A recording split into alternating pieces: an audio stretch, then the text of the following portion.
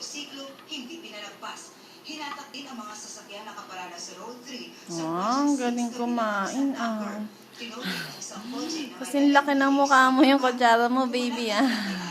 Sunod na pinagdariya ang Commonwealth Avenue Corner Litex. Tinikitan ang mga driver na nakaparada dito, pati mga jeepney driver na kumakain lang sa lugar.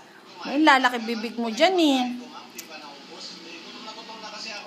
Dito na lamang sa bahagi ito ng Commonwealth Litex, hindi na rin mabilang ng MMDA kung ilang beses na sila nag-clearing operations. Ang problema kasi, matapos ang kanilang operasyon, bumabalik din ang mga lumalabag.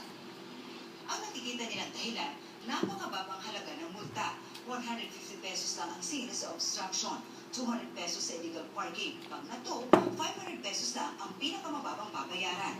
Pero umaasa ang MMDA na sa pagpasok ng PPE, tataas na sige sa mga traffic violation. Pinattern po ng MMDA ang pinakamataas po na fine na meron ng isang lungsod dito sa Metro Manila. So, dito po tayo nakaalat.